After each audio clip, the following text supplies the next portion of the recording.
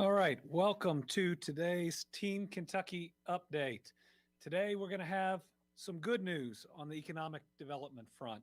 We continue to see good trends in our COVID-19 cases, hospitalizations, ICUs, and ventilator usage. But we will talk about another rough milestone that we're passing today in our fight against COVID. Let's start today with the positive. Building on last week's monumental economic development news, companies continue to invest in our state and to create quality job opportunities. Earlier this week, QSR Automations officially opened its new global headquarters and tech campus in Louisville. The company's $10 million investment will relocate 130 employees from the company's previous U.S. operations, as well as create 30 new jobs. QSR Automations has operated in Louisville since its founding in 1996.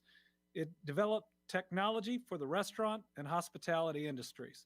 The company serves major chains we're all familiar with, including KFC, Olive Garden, Longhorn Steakhouse, Chili's, Cheesecake Factory, Red Lobster, Cracker Barrel, and Outback Steakhouse.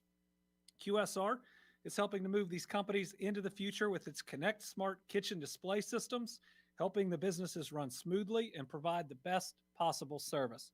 It's great to see a Kentucky-based company grow its presence in our state, particularly in an industry sector that has contributed to more than 2,000 full-time jobs since the start of 2020. I want to thank QSR Automations for this commitment to Louisville and to the Commonwealth, and I look forward to its continued growth in Kentucky. Next, large-scale economic development announcements have understandably garnered a whole lot of attention in the last 2 weeks, but I'm extremely proud of our state's small businesses. The majority of our jobs are in small businesses, and in many years, small businesses represent the largest job growth that we see. Yesterday, we announced the Kentucky Small Business Tax Credit, or KSBTC, because everything has an acronym, has contributed to more than $2 million in new investment and helped create 211 full-time jobs this year alone. These are good-paying jobs. On average, they have an hourly wage of $27.45. This year, 64 Kentucky small businesses have capitalized on the program, and there's plenty of opportunities for more companies to before the end of the year. Over the past decade, KSBTC has helped businesses create nearly 3,200 jobs with over $32 million in capital investment. This is the neat part, across 72 Kentucky counties. In recent years, the program's incentivized an average of 160 small businesses annually. Small businesses employ nearly half of the Commonwealth's workforce, and their health and continued growth is vital to our state's future success. So we can sometimes get lost, understandably, in the really big announcements. Let's remember, every new job we create in a small business is important, and oftentimes they're the very last jobs that we lose in a downturn. Finally, I want to remind everyone that October is Manufacturing Month in the Commonwealth. It's difficult to fully express how important this industry is to our future, to our continued economic growth.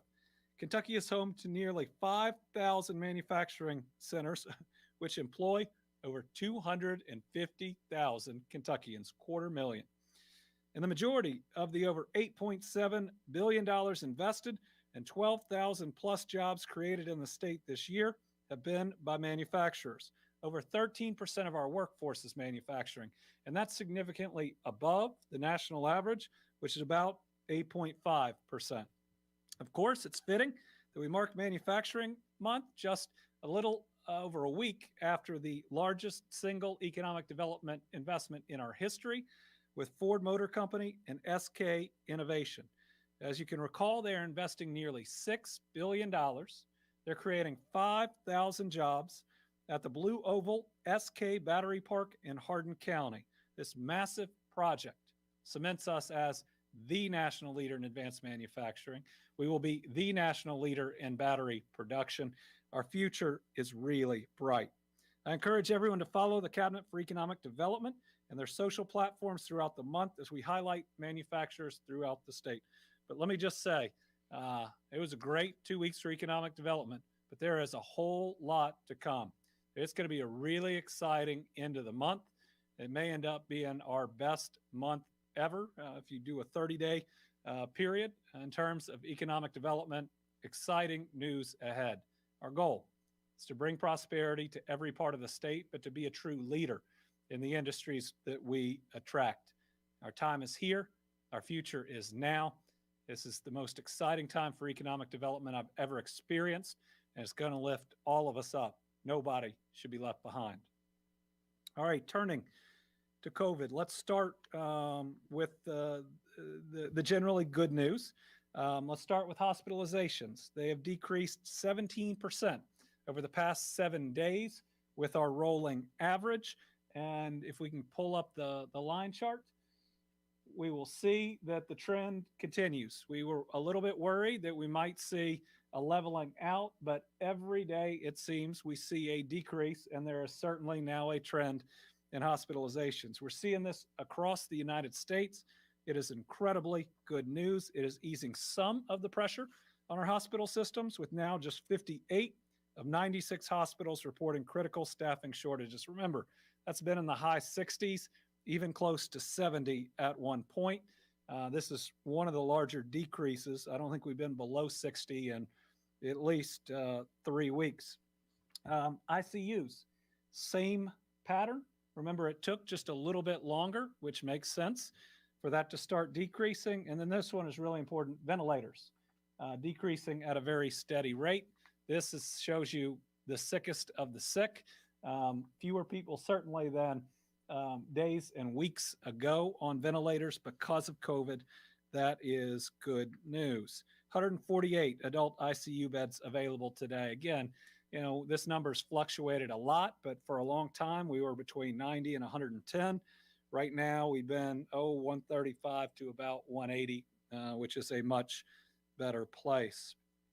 But a couple of tough pieces. 16 kids, pediatric patients hospitalized for COVID.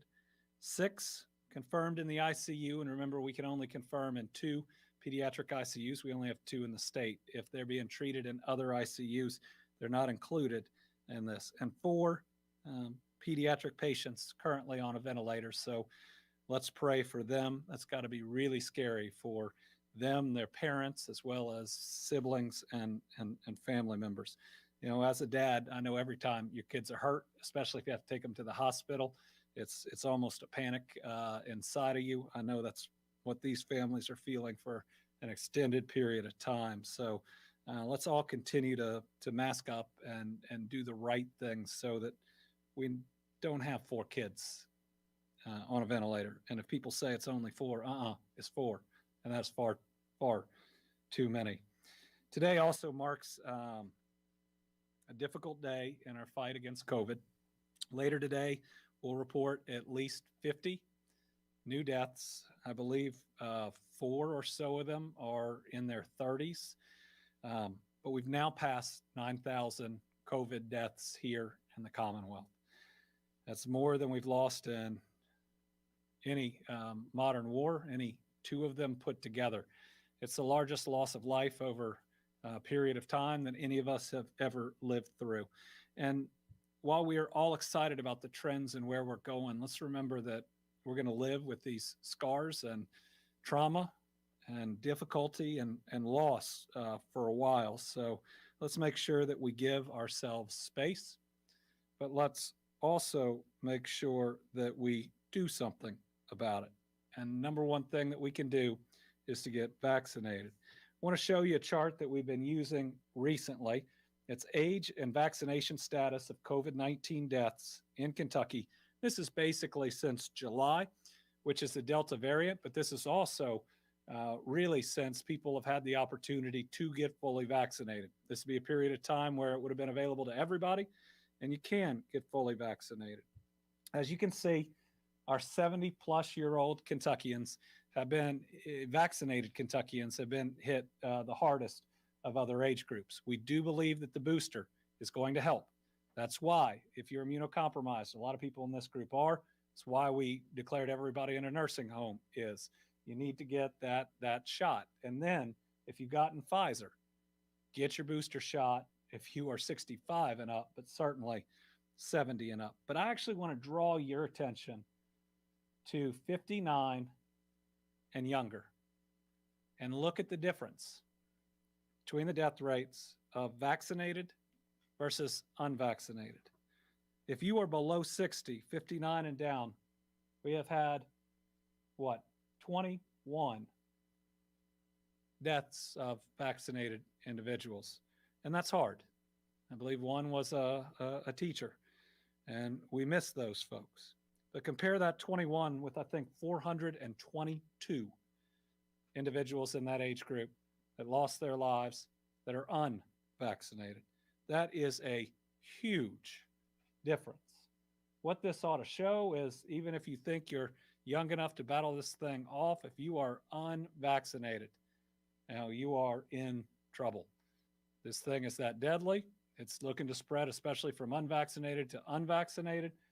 Please go out and get that shot. A lot of protection if you are vaccinated. Now, I don't want people to take this chart and say, see, we don't need a mask if we're under a certain age. That'll be the case, we hope, soon. But we know you can get it. This is just deaths, and we know you can spread it. And your unvaccinated friend would be the blue in this chart. And none of us want to see that happen. Death is difficult. It's permanent. I've lost 2 aunts in the last, 4.5 months. Not from COVID, but death hurts all the same. Let's make sure that people aren't losing their family members. These are folks you don't get back. And getting vaccinated is the number one way to prevent that loss from happening.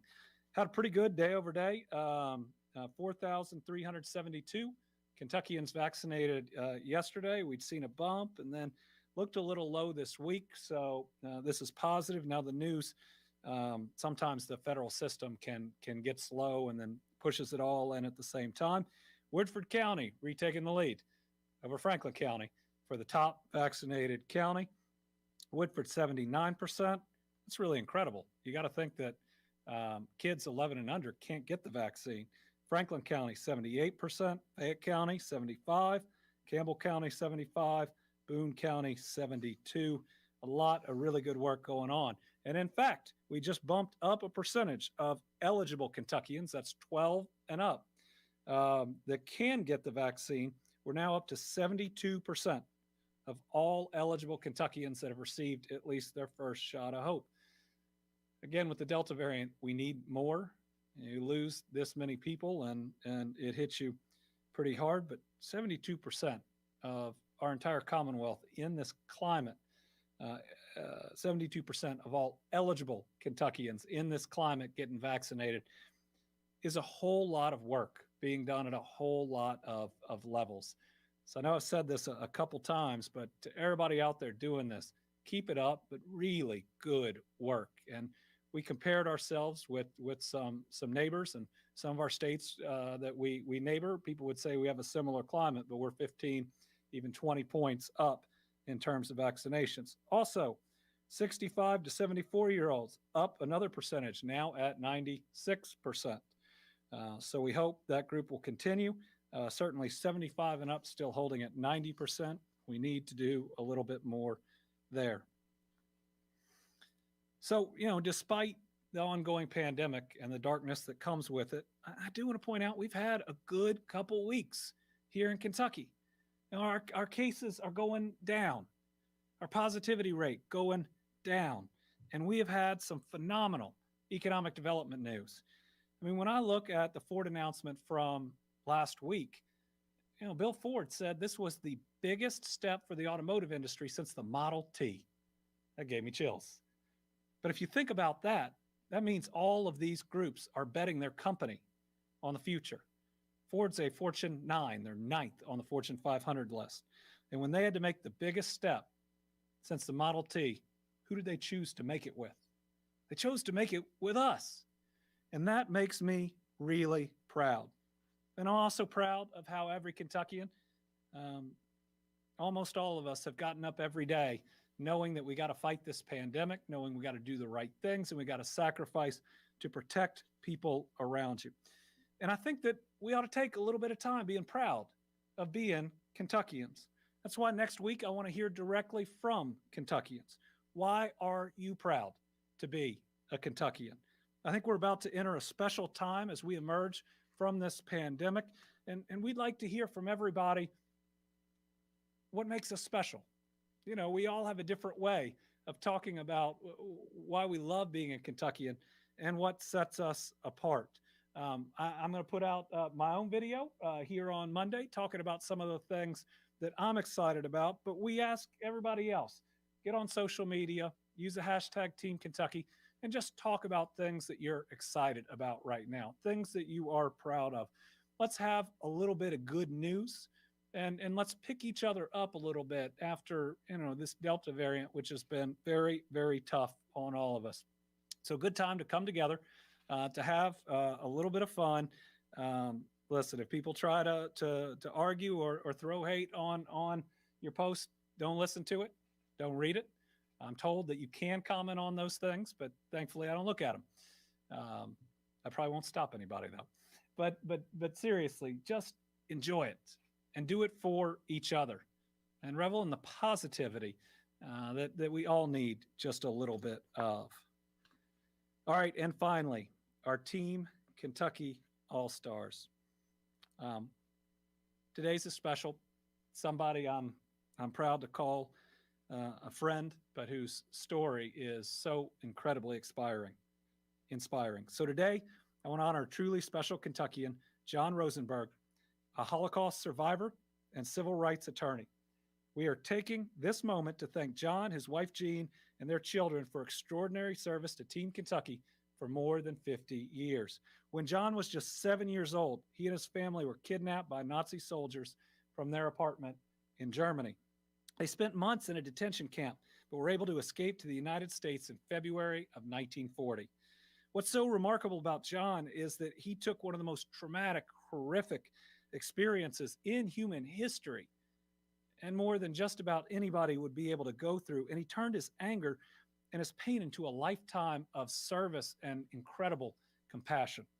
John served our country in the Air Force after college, and then as a section chief in the Civil Rights Division of the United States Department of Justice, litigating trials that involved racial discrimination in voting, public accommodations, and more. And think about the time period that he was doing that work.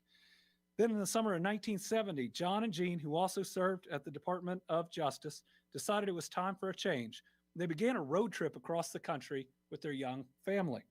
Fortunately for us, that road trip ended in Prestonsburg. Rosenbergs visited and never left. They knew Eastern Kentucky was their new home, and they were going to do everything they could to make a difference for that community. John founded Apple Red of Kentucky, or the Appalachian Research and Defense Fund, which has provided free, high-quality services to thousands of low-income or vulnerable families in 37 counties in eastern and south central Kentucky. He was the director for 3 decades before his retirement. He also helped establish the Appalachian Citizens Law Center in Whitesburg. Throughout his career, he's fought for minors, for widows seeking black lung benefits. He's fought so many good fights. I mean, this man is a legend. He's a legend in Eastern Kentucky. He's a legend in the legal community, but he is also one of the most humble, incredible, I think the right word is graceful people, men that I've ever had an opportunity to meet. His daughter, Annie, a social worker and therapist in Versailles, of course, he has a daughter who is a social worker and a therapist, summed up her mom and dad's outlook better than anyone else could. She said, "My dad would always say, it's not me who's doing the work, it's the people. He means that, and that's how he operated in Eastern Kentucky to bring about change. I remember seeing Dad always working to empower people so they could have a voice. His work is like the roots of a tree. It'll ripple out." So to the Rosenberg family, thank you. John just celebrated a birthday, so happy birthday. It's a big one, but if I haven't already, I'm not going to repeat or tell you which one. Oh my goodness, what an incredible man. He's been an all-star all his life, but kind of nice to recognize him here today. All right, with that, we will turn to questions. And I believe, James, that I'm going to need the list, or Scotty, but we will start with some that we have here and our folks in the room. So, you want to kick us off? Sure. I'm Laura Glass. Yes. The Kentucky Gazette. A few weeks ago, Senator Alvarado publicly called for a special session to address staff shortages and other needs in the medical community. And I have a compound question related to that. Have you spoken with legislative leaders any further about a special session? And then secondly, in July, there were 5 contracts let for $125 million that were for 5 companies to provide medical personnel in all 120 counties. Can you tell us a little bit about those contracts and how they may or may not factor into a special session or relate to hospital staffing? I understand that might be state facilities. Yes. And then have these contracted companies been successful in finding staff? I know there are shortages nationwide. So let me start with the first question. When we first started hearing that there were public statements being made about a special session, I basically said, if you're serious, come meet with me. My door is open. These legislators come in to talk about things in their district or things they'd like to see, and not one has attempted to schedule any time to come in and talk to me. That tells us something about how serious they are or are not about a special session. I also, to this day, haven't heard whether there's been a single conversation with the House. And we've always said, if we're going to have a special session at $60-something thousand a day, you got to have agreement with everybody.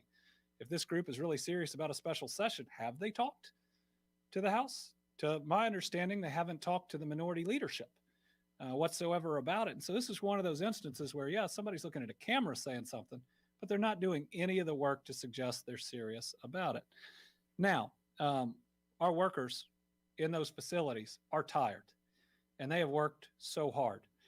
A couple things we don't want to do, because we want to be smart about this, is to create a bidding war with these private companies, because they can always pay people more, and they make it up by charging the very same hospitals we'd be trying to help more money, and they could be in a worse situation. And I've had those conversations with some of our hospitals and hospital systems.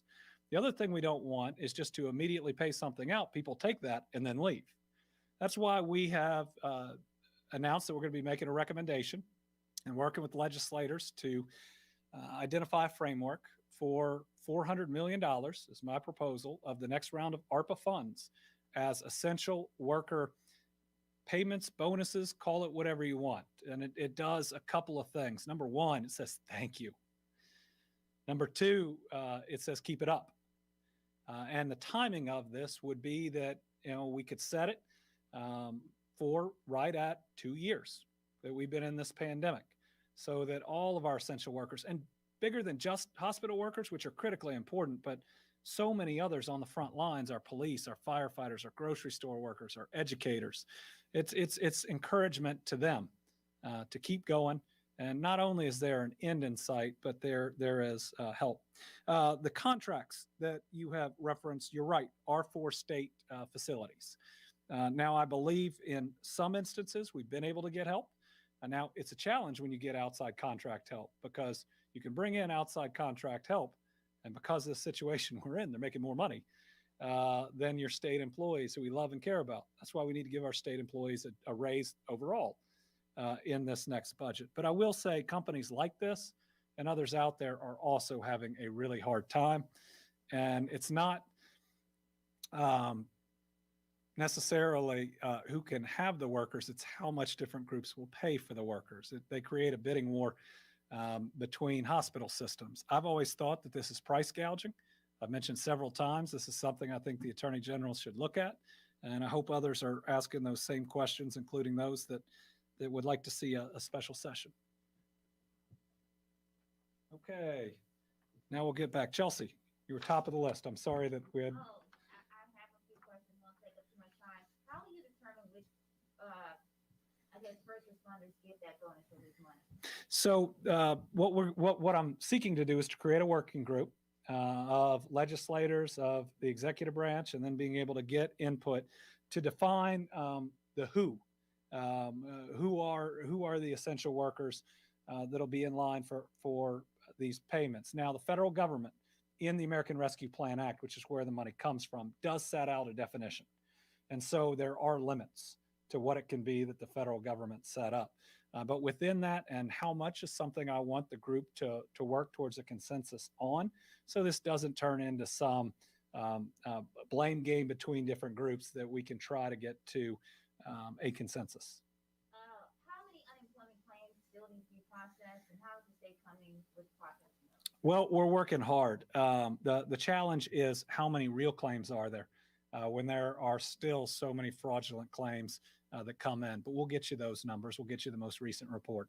Now, I will say that one thing that we are slower than we should be to do is to purge the fraudulent claims, the ones that when you reach out, you can never get a response and the documents are never uploaded, or the rest. So for a long time, when everybody was reporting claims, and this is our fault, those were sitting there.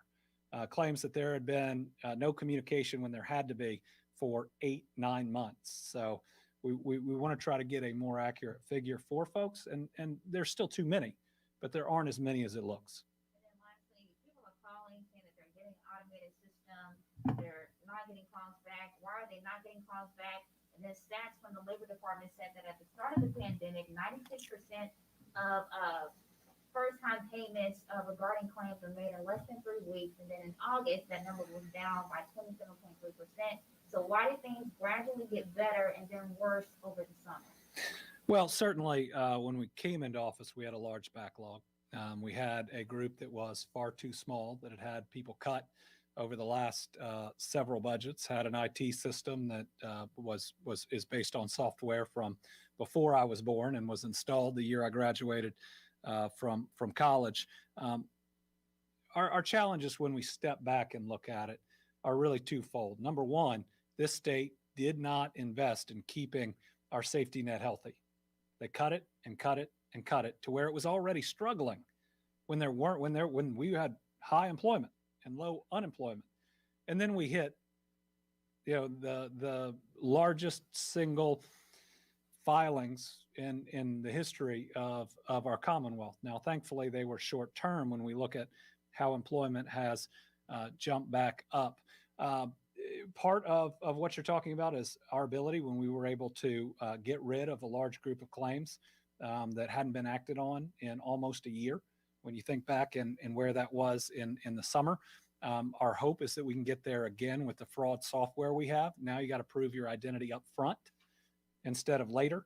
And that can create some problems, right? Because someone might not be picking up their phone, which has been a challenge, or checking their email when we need them to prove their identity. If they have to do it while they're filing, we think we will have many fewer fraudulent claims, and we'll be able to see, right, our real people in all that data.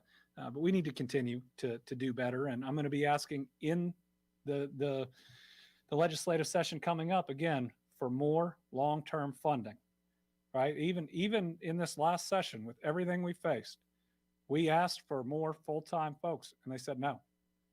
They said you can use your federal folks that are going to time out, right? Our funds for them will run out. And so right now, if we try to hire somebody, we say we've got X number of months and then your job is gone.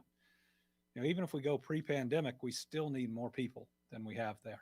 Training's tough. It takes a long time, but every state's gone through this. I will say again, we should have done better, but I don't want that to be a negative against the people that are there in the trenches trying to do better.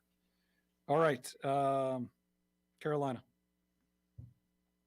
Next week, the Attorney General's team will argue before the Supreme Court of the United States. The case is indirectly about abortion. Are you concerned about abortion rights? And then two, when it comes to vaccinations, aside from children, do you think we've just reached the level where the remaining unvaccinated people are just unwilling to be convinced?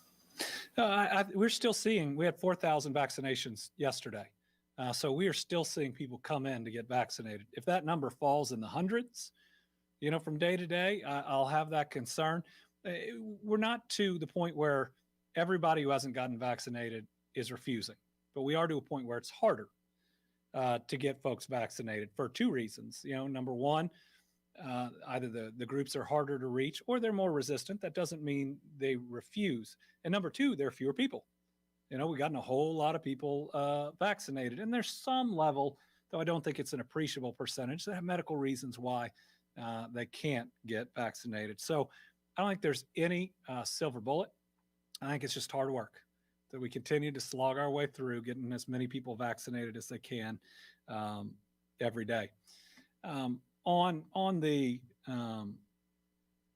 lawsuits and the court cases as they pertain to reproductive rights, as a former attorney general, I fought every day for victims of violent crime, human trafficking, and the stories that you would see: children raped by family members and impregnated. I certainly think that those victims deserve options. And many of the cases going through, or the decisions that we've seen, would give them none. And I don't think that's right. Tom. Thank you, Governor. Yesterday in the legislative committee meeting, this is an economic development question. Okay. Came up of a beef processing plant. Mhm. I believe it's based in Green Bay. It wants to locate in Kentucky, but what was said during the testimony was that the economic development cabinet has not really pushed to get these people here. Are you aware of this project, and is this something that is still alive that Kentucky could get this? I believe they said 2,000, 3,000 jobs are involved. So that testimony by the agriculture commissioner is absolutely untrue, and he knows it. The Cabinet for Economic Development went up to Green Bay. We took our Energy and Environment Cabinet Secretary too. I personally talked to these folks when they were down for their visit, and a package was put together for them that I believe was very competitive. But you look in the Hoptown Chronicle and you'll see exactly what happened. There were multiple public meetings where even one state representative down there said he was opposed to the project. Member of the fiscal court said he would vote against the project. Some of the farmers came out and said that they were against the project. Tom, we worked really hard on this. This is when you see politics in Frankfurt where somebody cares more about attacking and blaming somebody else than just being honest with the people of Kentucky. I worry a little bit in our committee hearings, whether it's the questions being asked or sometimes the things people are saying. You just hear things that aren't true. And my hope is that we will all commit to trying to be factual, that being honest with people is more important than politics and whether you like or dislike somebody. Chandler Wilcox, UK Students News Network. Yes, thank you, Governor. So I have two questions for you on politics, more in the leadership. So you talked about faith a lot since you've been governor, and obviously it's been a tough time. As soon as you got into office, clearly a lot has gone on. How has your faith led you in this leadership role? My faith drives me in everything that I do. Between my faith and my family, that's what keeps you holding on when things are tough, and gives you the courage to make a decision that might be unpopular, might mean that you're out of your current job, but if it's the right thing to do, it's the right thing to do. We look at this pandemic, and it's the lessons of our faith that are the answers, right? Loving our neighbor as ourselves, being our brother and sister's keeper, living for one another, even if you've never met that other person. All of that is right there. And we've certainly, all of us, been able to lean upon lessons in the Bible and the example that's there. And man, our faith leaders have been phenomenal in the course of this. So I'm a deacon in my church. So is my wife. My kids both got baptized during the pandemic, which were both amazing moments. But it's part of the passion that gets you up every day, even when you've taken some punches, knowing if you're doing the right thing by your faith, then you're doing the right thing. Yeah, you pretty much answered the same question, so I appreciate it. All right, 2-1. Okay, on virtually, we got Alex Akisto from the Herald Leader. Hi, Governor.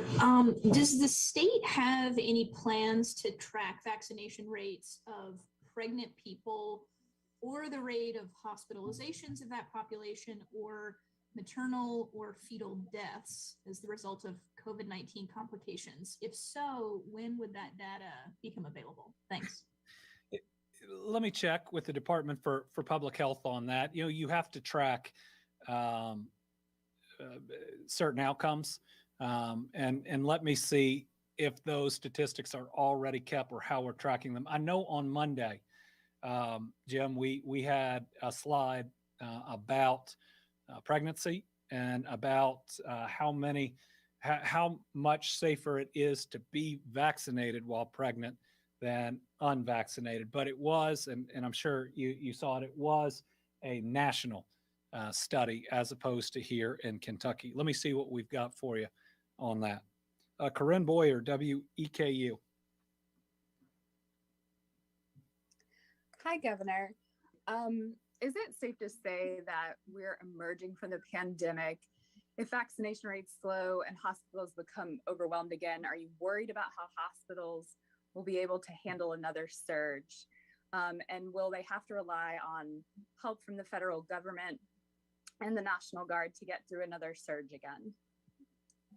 So what I'd say right now is that the strength of the pandemic is waning, that we are seeing a lesson of the spread of the virus. To say we are fully emerging from it may be premature, but we are moving in the right direction, and that's really positive. Now, we're going to have tough news in terms of deaths the next couple of weeks, because remember those trail cases by a certain period of time, but certainly the downward trajectory of hospitalizations, ICU admissions, Kentuckians on a ventilator, it's very positively negative, if I could say it that way. The slope is real, and it's a better slope, in fact, than we saw at just about any time other than when we first got the vaccines and got so many people immediately vaccinated.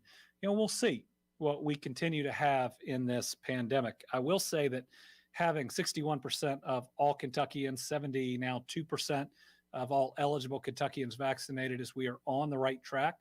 We'd like to get there faster, but as long as the vaccines hold up and we can continue to make progress, I do believe we'll get there. I just think we'd all like to get there tomorrow, and we can. We can. We've got 28% of eligible Kentuckians that can go get the vaccine tomorrow, and there is enough for each and every one of them. We'll be ready if we see a surge in hospitalization. Again, we've learned a lot this time. We were actually sharing some of that with the White House. Lessons for a future pandemic are how do we take regional hospitals, some of which aren't used to dealing with really, really sick patients, and how do we pull up the level of care that's available? We got great people to do it, but making sure we have all of the equipment that when we see another surge, if they start in Florida again, how we go ahead and start creating ICU spaces or expanding them while elective surgeries are still going on. I think we've learned a lot about deployment of the National Guard and how much it helps. This was the largest deployment of Guard in a medical crisis in our history. And then the nursing students have been phenomenal. That's been another area where it was a huge force multiplier for our hospitals. Melissa Patrick, Kentucky Health News. I just had Corinne, right? Yes, you did. Okay. Hello, Thank you. Governor. You gave just a little hint that there will come a day when we can take these masks off. And I'm curious, what needs to happen for that to occur? And I'm always, wondering how our schools, what parameters do our schools need to use to make that decision to take these masks off? Well, our schools need to be very careful.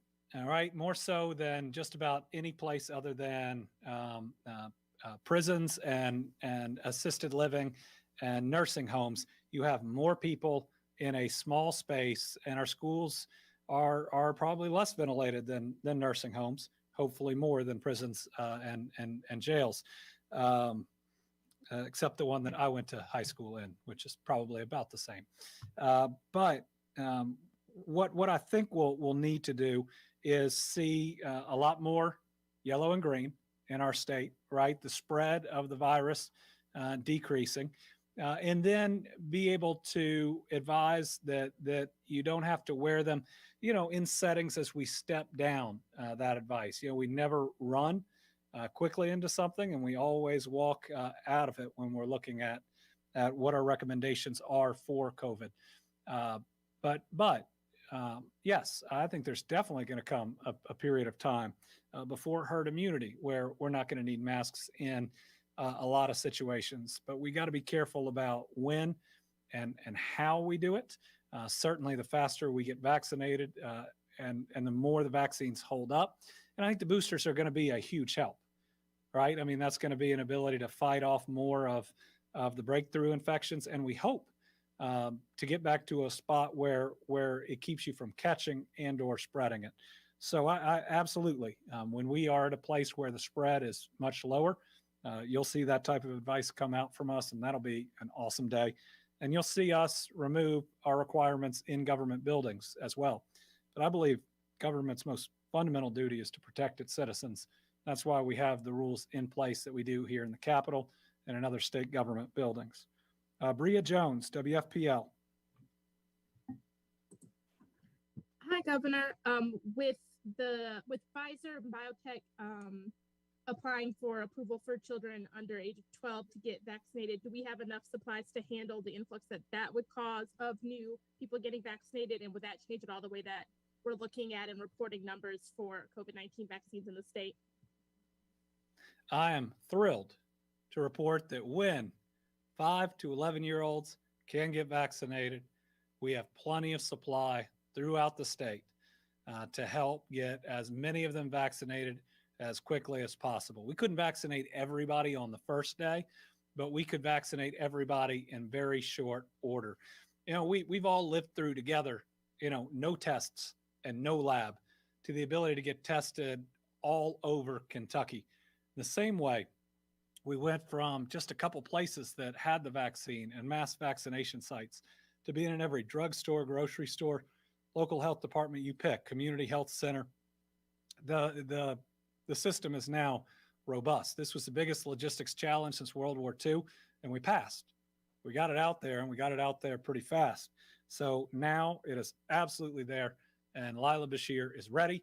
They are, I don't know if we have the dates from last time, if you'll put those up, even if we've moved on.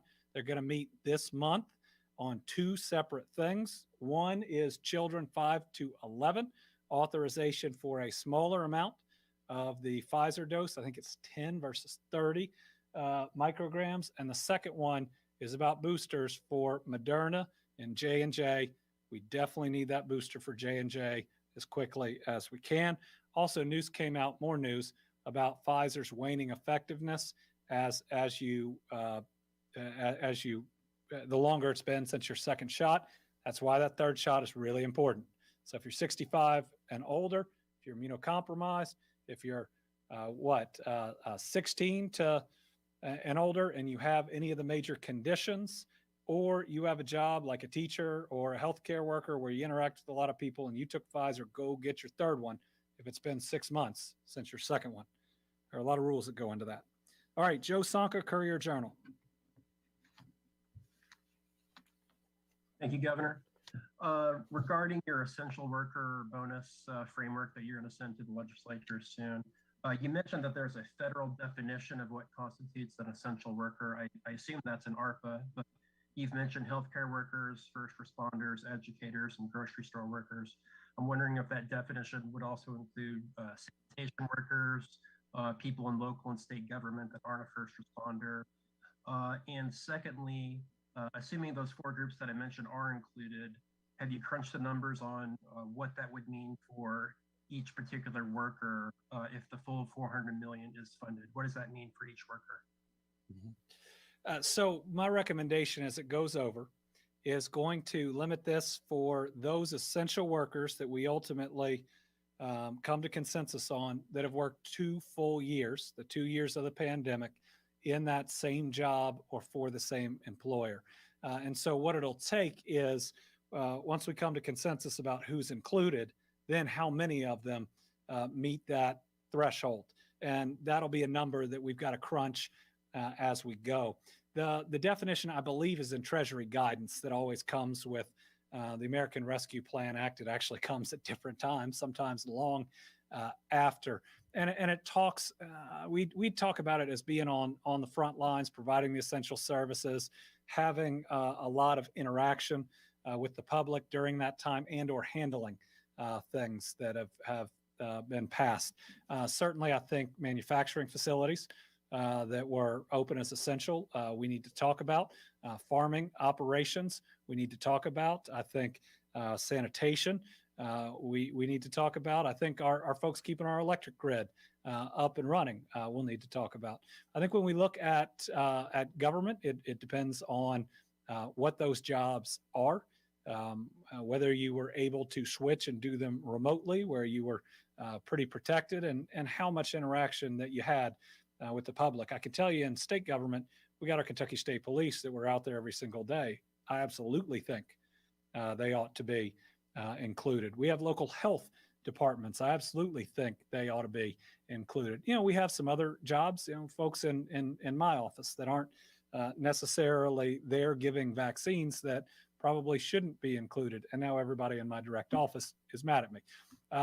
But that's really the working group. And this is really, I was told, we want consultation. We want to work together to get the solution. That's our goal. We'll go in and say, here are the guardrails that you can't go beyond. Now, who and what in there ought to be included. A couple things that the federal government has also mentioned are whether or not there should be a salary cutoff. In other words, it's available to everybody who makes under a certain amount, because there's an incentive if you make a whole lot to keep coming in. And then some different equity considerations that they talk about. So there'll be a lot to decide, a lot to communicate about. All right, that was our last question. I'm gonna give everybody the best news in that we're gonna take next week off from our COVID update and our Team Kentucky update. I'm gonna spend a little more time with my kids this next week because they're home all week, and Brittany wants me to make sure that I am home, spending more time with those kids, which I'm very excited to do. So we'll be back in one full week on both Monday and on Thursday. So thank you all very much.